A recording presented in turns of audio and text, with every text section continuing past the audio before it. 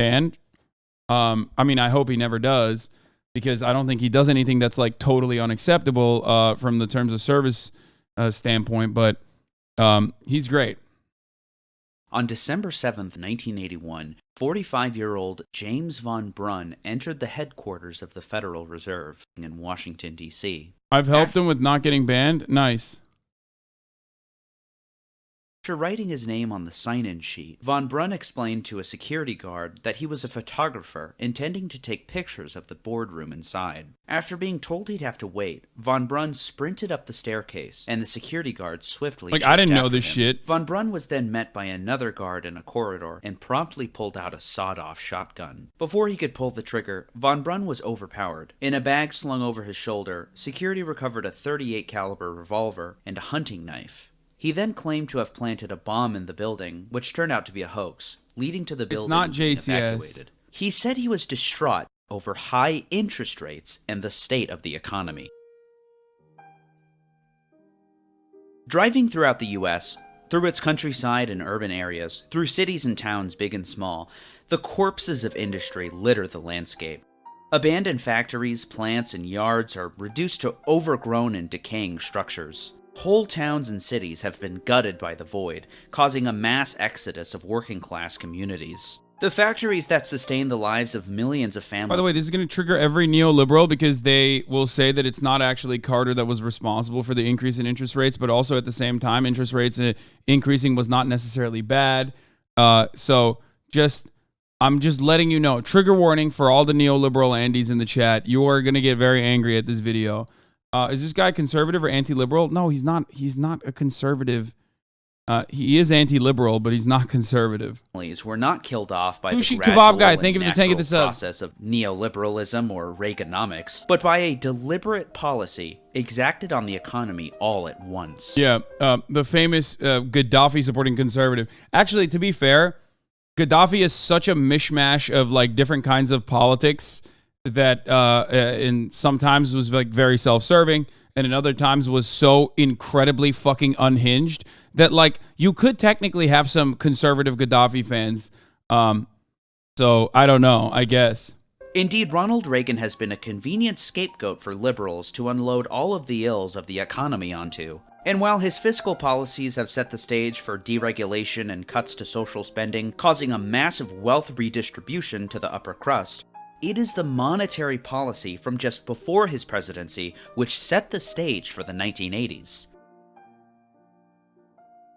The American post-war boom brought unprecedented prosperity. Millions of families became homeowners. The government subsidized cutting-edge industries that added to their global hegemony.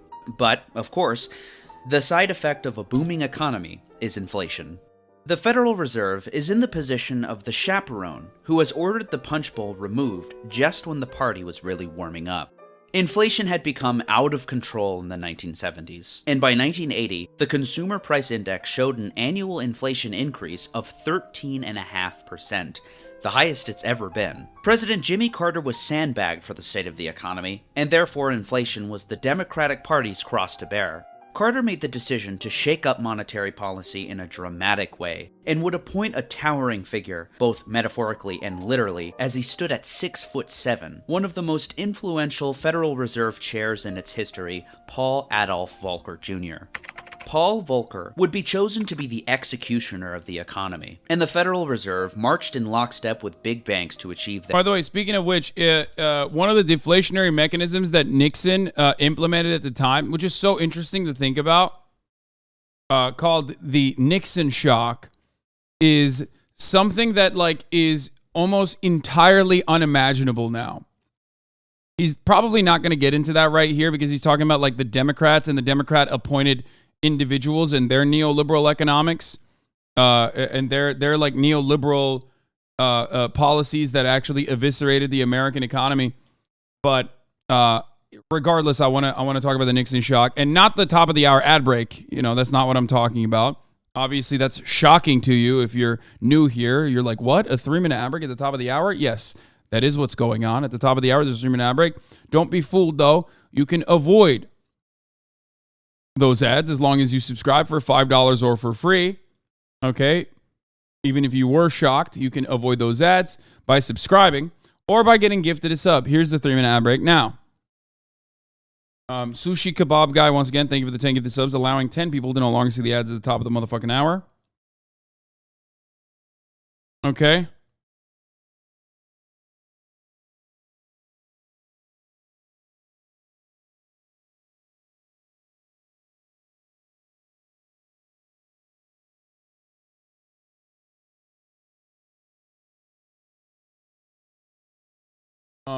Extra summons, thank you for the 5 gifted subs. Emakin, thank you for the 5 gifted subs as well. But yeah, the Nixon shock was a series of economic measures undertaken by the United States President Richard Nixon in 1971 in response to increasing inflation, the most significant of which were the wage and price freezes, which was a huge one, a 90-day wage and price freeze that Richard Nixon basically almost single-handedly implemented. Okay?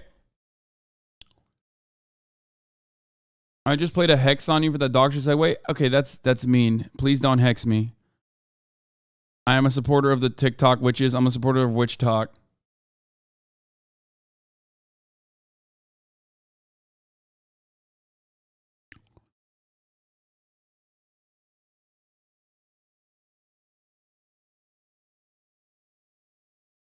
Okay. Their aims.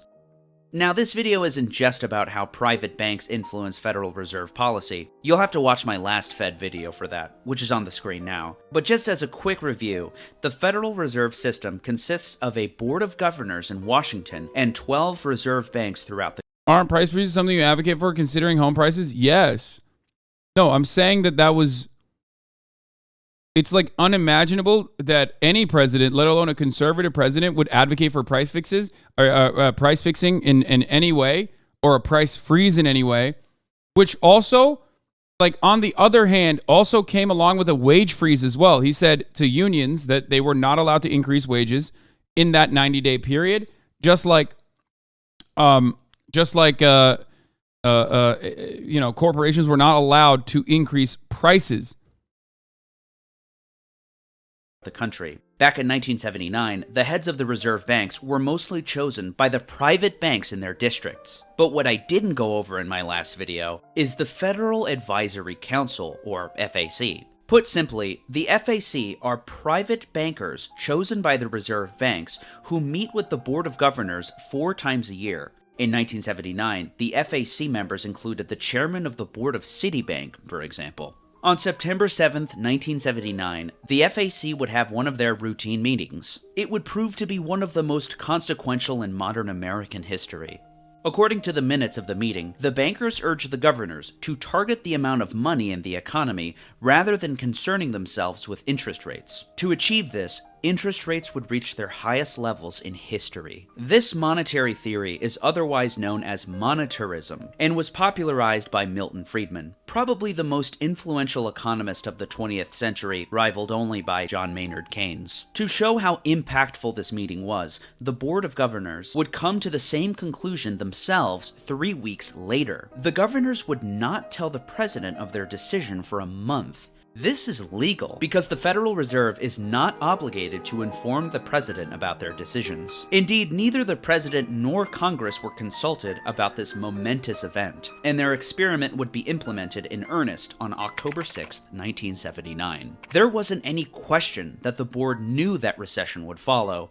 That's the penalty you have to pay for going out too far on the inflation side. Before March 31st, 1980, there existed laws against excessive interest rates, called anti-usury laws. There was even a cap on interest rates, called an interest rate ceiling. In the post-New Deal world, when interest rates hit their ceiling, depositors withdrew their money, which forced banks to stop lending. This naturally cooled down the economy. But on March 31st, 1980, President Jimmy Carter would sign the Monetary Control Act, passed through both the Democrat-controlled Senate and Democrat-controlled House of Representatives. In an instant, lending institutions and banks could now charge any interest rate on loans that they wanted. The social implications were obvious. Borrowers, businesses, and consumers would pay higher interest rates and creditors would enjoy higher returns on their wealth. The unregulated interest rates, coupled with the Fed's new tightening of money, would change the American landscape forever. The consequences would be far-reaching and varied. Just to put it in perspective, the federal funds rate, the most important interest rate metric, which refers to short-term interest rates between banks, is making the news now as of February 2023 for reaching its highest level in 15 years, of over 4%. By January of 1980, it would reach almost 14%. By April, it was nearly 18%. And after relenting for a brief period, the Fed would increase the Fed funds rate rapidly, up to 20% by January of 1981. What followed was the worst recession since the Great Depression. For nearly 2 years, the unemployment rate increased every single month, and by 1982, 12 million people were out of work, with millions more relegated to part-time, a total of as many as 20 million people. But the so-called dragon of inflation was slayed, and the inflation rate was curtailed to under 4%. What was the result of this?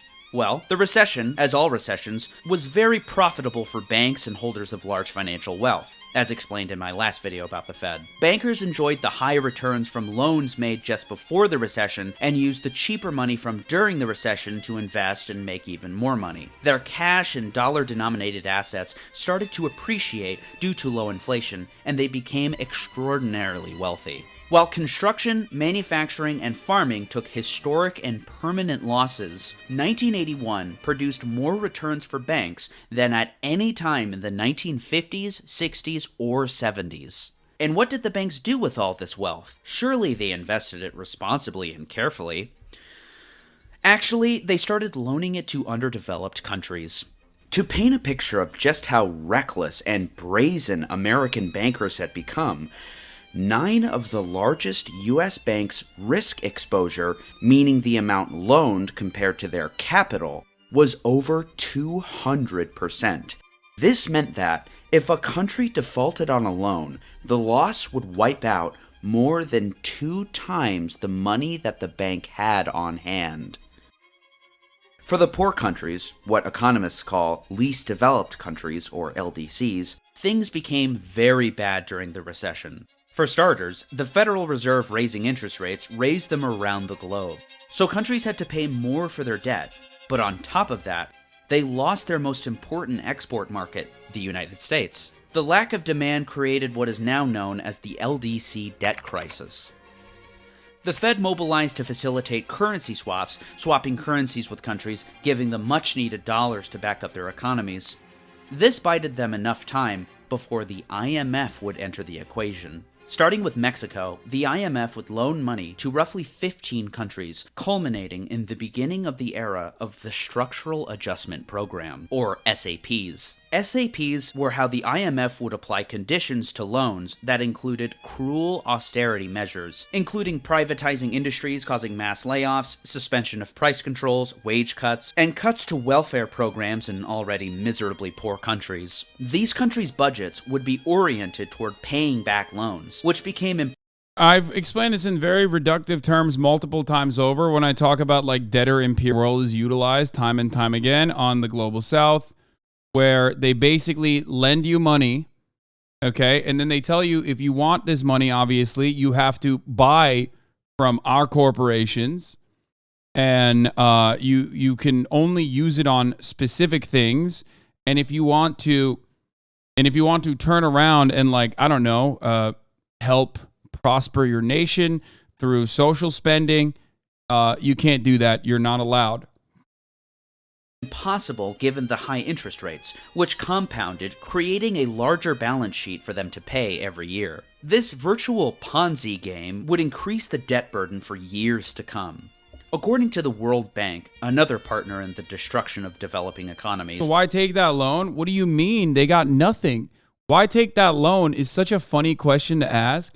I wonder why nations of the global south would take any kind of loans from the Western world. I wonder what could possibly be the reason. I don't know, maybe because they were held back deliberately through like direct violence, not the indirect violence of like, imperialism by a different name, but the direct violence of colonialism, colonization.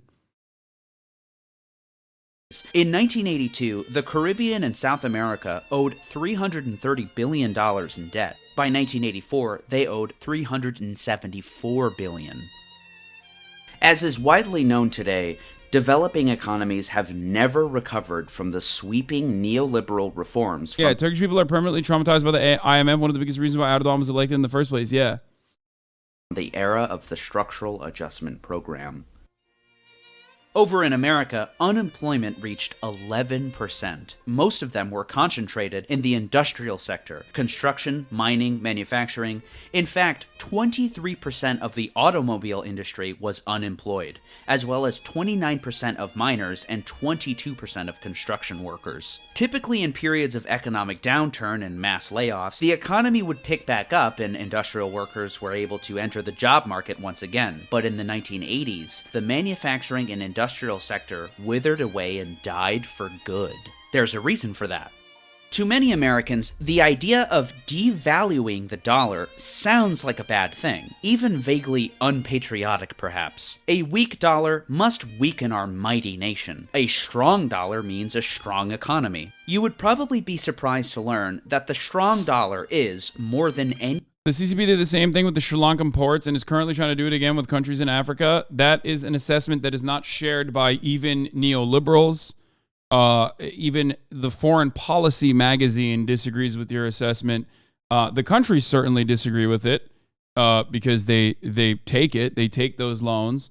But the conditions implemented with Chinese loans, as far as I understand, one, have way better terms and conditions for those leaders, and two, do not come with austerity measures, like forcible austerity measures. So the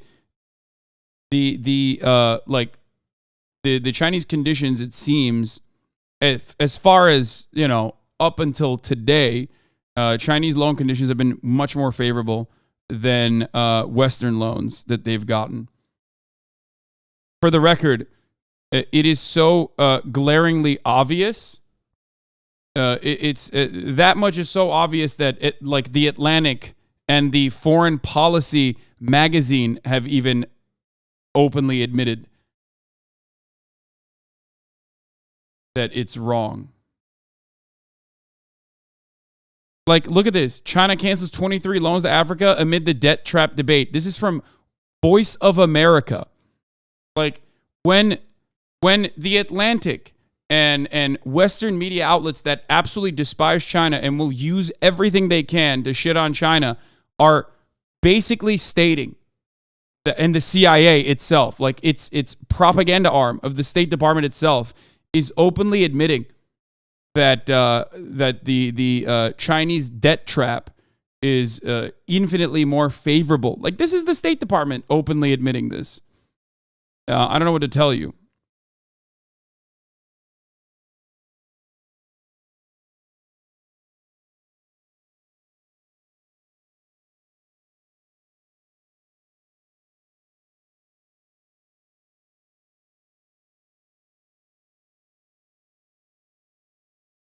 A solid 90% of what the West accuses China of doing is simply Western projection. A big example I can think of the U.S. calling China overpoliced when the U.S. is a quarter of the world's prison population. Yes, that is real. That is very real. The very glaringly obvious, stupid fucking statement that the America constantly points the finger at others over.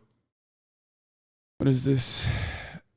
Oh, this is an entire fucking, Jesus Christ. Look at this Twitter thread, dude. Holy shit. Talking about the Chinese debt trap.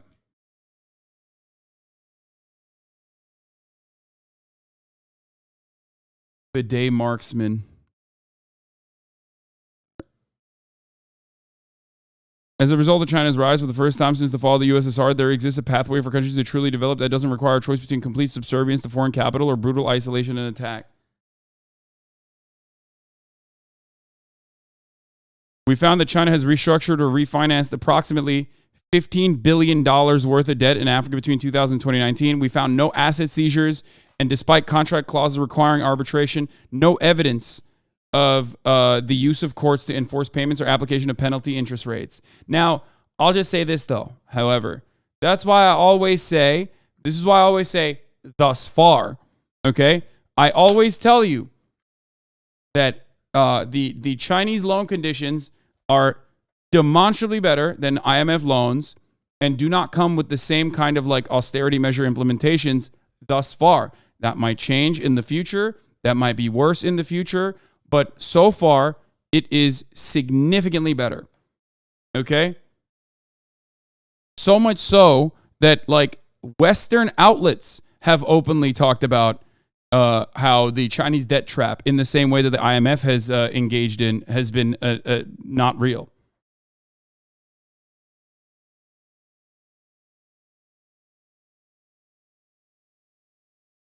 So, are there still corrupt officials at the tippy top pocketing some of the funds or playing favorites with the way that they distribute those funds? Absolutely. Okay? Was that a major problem with IMF loans? Absolutely. Corruption still very much exists in these countries. We are simply talking about the Chinese involvement. We're simply talking about Chinese loans in comparison to IMF loans. And from that front, yes, the Chinese loans are demonstrably better. Okay?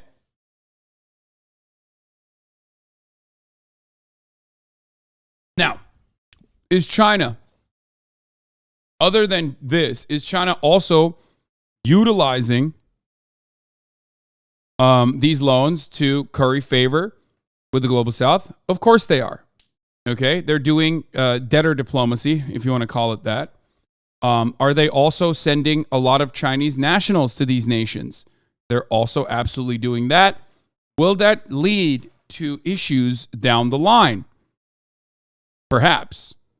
Okay, it's all about what China does with the power that it's developed as a global leader. That will change the game. Okay? So, I'm not going to sit here and say it's all good.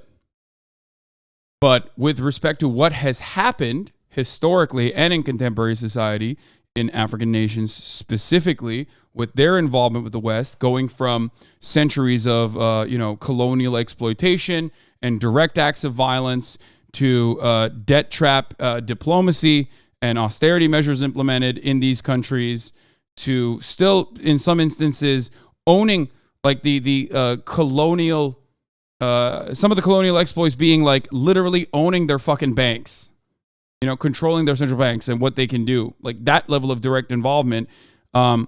It's certainly infinitely better than that.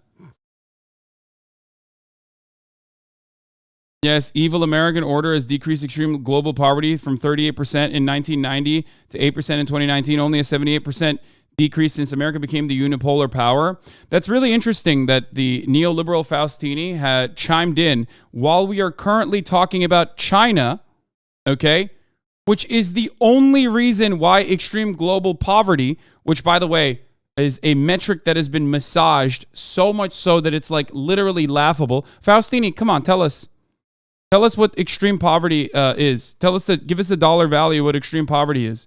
Come on. You're a big boy. You know this. You know what happened. You know how extreme poverty has been eviscerated, partially as a consequence of what the extreme poverty dollar value is, okay, which is infinitely lower than what it's supposed to be, and partially because of China. Without like Chinese prosperity over the course of the years that Faustini is referencing, there is no evisceration of extreme poverty. None. The notion that America has eviscerated extreme global poverty is a laughable one. It's not true. Under $275 a day, but who opened Chinese economy back to the West? Oh, we have a Dengist in our ranks, I think. China did not eviscerate extreme global poverty because it simply utilized its labor power. China eviscerated extreme global poverty within China because of its social spending. Okay? if you socialize the many benefits of opening up your labor market to hungry Western capitalists, and then you centrally plan and grow with the many benefits, you get something like China, a wonderful example of what a country can do.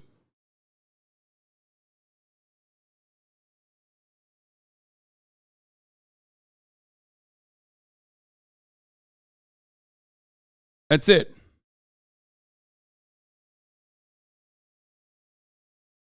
You mean Nixon? Western money came into the economy because of Nixon, which directly moved the well from America to China. The other side of the conversation, we're currently looking at the American impact of it. But yes, the other side of the conversation is China eradicating poverty internally. Saying that it's simply just Nixon, saying that it's simply, first of all, he's not wrong. But, well, no, guys. I mean, he's not wrong. Faustini is silly, and he's a silly neoliberal, but he's not wrong. Yes, Nixon did play a role in this, normalizing relations with China. He's not wrong about that. He was a based Maoist third worldist. But to act like it was, out of the kindness of his heart is so fucking stupid. Yeah, poverty famously doesn't exist in China, lol. We live in the richest nation on the planet, and poverty exists here. What makes you think that poverty, of course, is not going to exist in China? I never said that China does not. I never said that China does not currently have any poverty. I simply stated that the numbers that America tries to fucking claim actually eviscerated poverty are directly in the hands of China, and that is not a consequence of China doing trade with America. It's a consequence of what you do with the profits. What China did was basically throw their labor force at the problem, and eviscerate extreme poverty internally in their country through social spending. That's it. It's the socialization and the actual expenditures, not leaving all of that wealth accumulation at the tippy top, that made it so that China could eviscerate the supposedly global extreme poverty rate. Okay? But because China is such a massive country, at the time, the largest country on the planet, their numbers, when they were able to eviscerate extreme poverty at the global level, it had global implications. You understand? To turn around and say, oh, it's only because America did this is a stupid one. China could have behaved like the United States of America. China could have behaved like India. Okay? And even India, in comparison to America, still has a much more open-minded approach to socialization. You literally said eradicate poverty internally. Yes. But its implications were global because China is massive.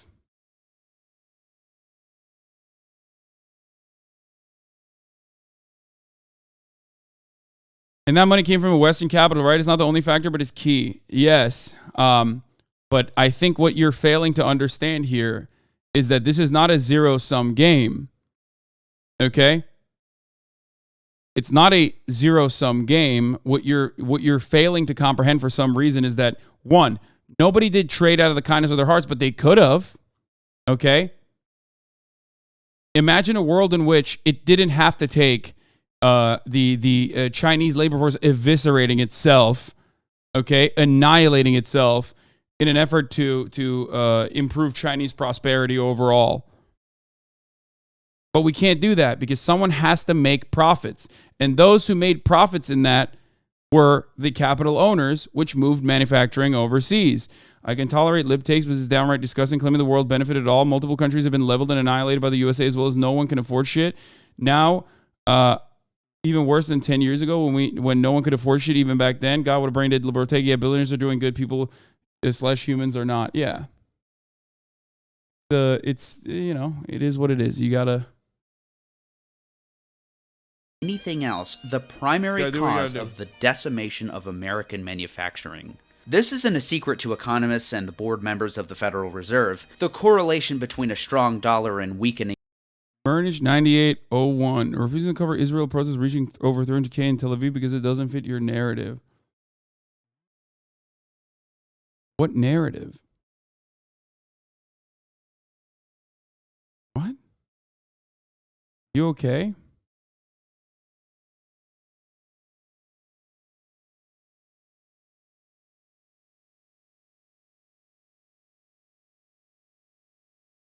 Dude, take your medication. Take your medication. Take your medication. Take your economy medication. is well known. After the 2008 crash, the Fed governors and presidents discussed at their meetings how they were going to stimulate the economy. I won't go into quantitative easing in this video, that will be the subject of a future project, but in discussing their plan, the Dallas Federal Reserve Bank president spoke earnestly about their goals. Another desired benefit is to devalue the dollar to stimulate demand for our exports, and I don't think we should be saying that publicly. Put simply, when the dollar is worth less compared to other currencies, American goods become cheaper. So those exporting agricultural products, for example, are able to find buyers who will take advantage of cheap American goods. This means more economic output, more jobs. The opposite happens when the dollar is too high. Foreign imports, like Japanese cars for example, have a competitive edge, and American producers and workers suffer as a result. Not only Americans, developing countries holding debt, which is paid back in dollars,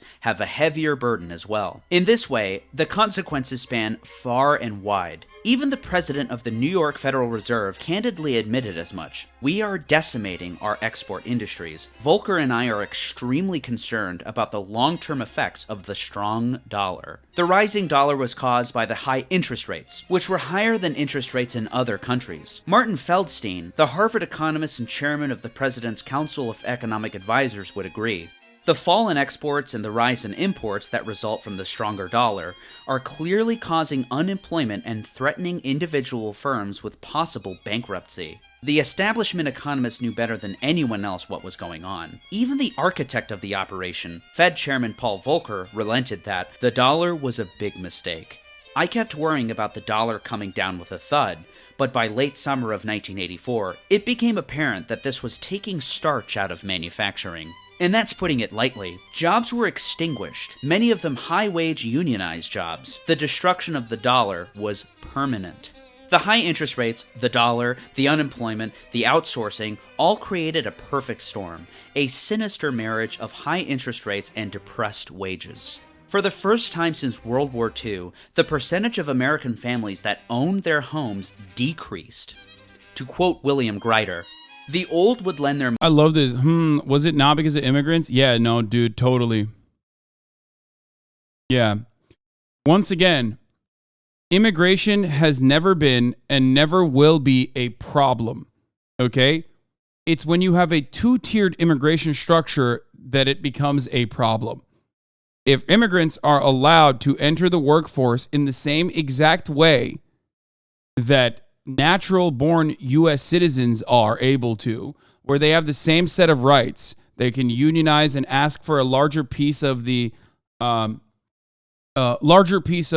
profits that they are accumulating, profits that they're generating, then there would be no issue. The idea that there is only a finite amount of jobs that are available, okay, to everyone, and therefore adding immigrants into that labor pool is actually hurting wages or depressing wages is laughable, incorrect, and I think disproven in like the 17th century, if I'm not mistaken. The only issue is that immigration in this country, since the Chinese Exclusionary Act, has been utilized as another way to depress wages, because it currently can depress wages, okay? Has been utilized as a way to literally fucking depress wages by having a constantly refreshing new pool of labor, okay, that will work much, much cheaper than the natural-born U.S. citizens, and way worse. Was it not because of immigrants? Wait, I'm joking. I know it's not because of immigrants. Oh, sorry.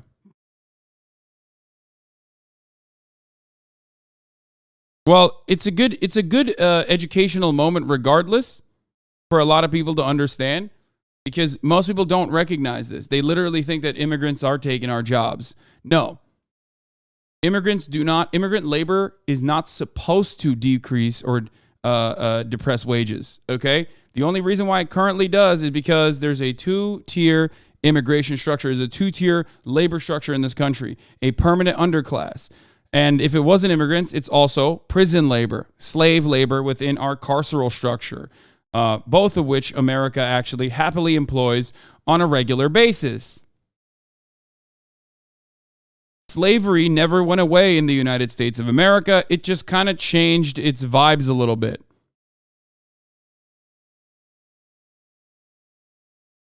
One guide by sarcasm, and this is fucking, we're going to keep cooking. This is why I watch the stream. I mean, it's an important thing that people should understand. You know? It's very, very important for people to understand. This is like one of the fundamental, most misunderstood aspects of the American economy.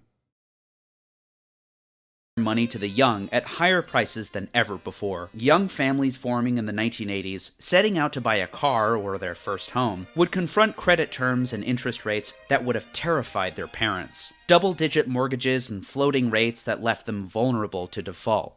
Homeownership, the central component of what was described as the American dream, would gradually shrink among the population, most dramatically among younger families. In one fell swoop, the decision to pass the Monetary Control Act in 1980 proved to be a fatal blow to the idea of a stable income, being able to live securely in America, owning. Yeah, the Democratic Party with its avid support for neoliberal economics have been a destructive force from Carter to Bill Clinton to even Barack Obama. They have been more tempered in recent years, I would say.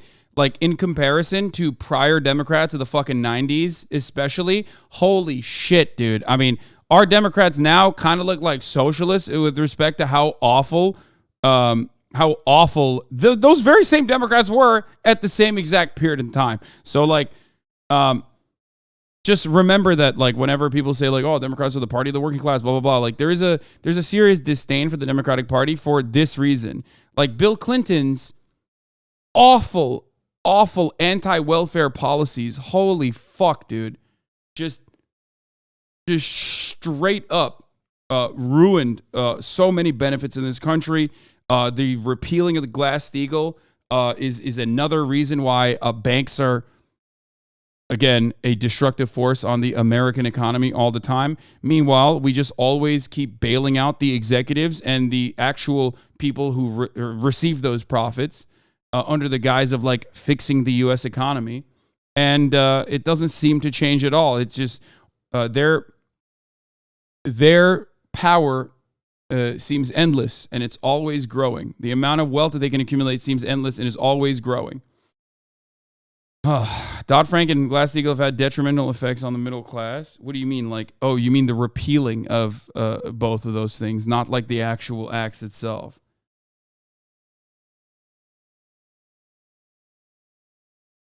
Your own home and having wages reliably protected by strong unions. Democrats did this. To the enthusiasm of Republicans, no doubt, and the encouragement of Republican thinkers, namely Milton Friedman and Republican President Ronald Reagan. The economic legacy of the Democratic Party is merely a synthesis with the right to adopt conservative money policies. Democrats used their power to implement policies which were the brainchild of Milton Friedman. Democrats did the bidding of the right. This should be taught and remembered. Yeah. I actually, neoliberals would probably look at this video and go, no, actually, he's right. And it's actually very good that Carter did this. It wasn't even, like, it just depends on what your perspective is. But, like, yes, even No Opinion, who is, the neoliberalism enjoyer / defender, has talked about Carter as the great deregulator, like, even before Ronald Reagan, which is true. That's part of the reason why Felix Biederman absolutely despises Carter.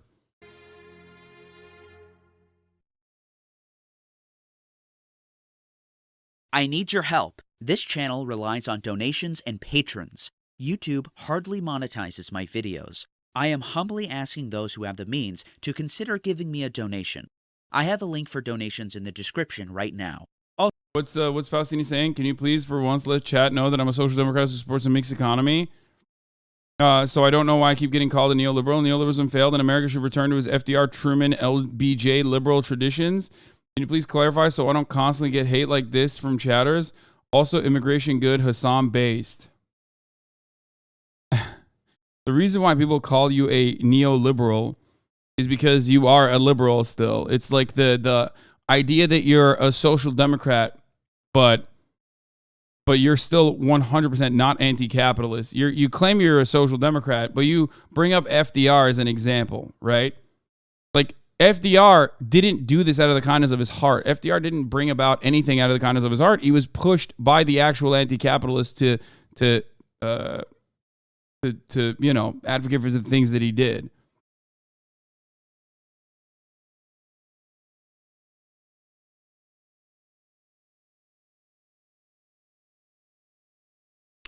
What's your counter to the neolib argument that sending industry to poorer countries was humanitarian or ethical? New York Times wrote in praise of sweatshops.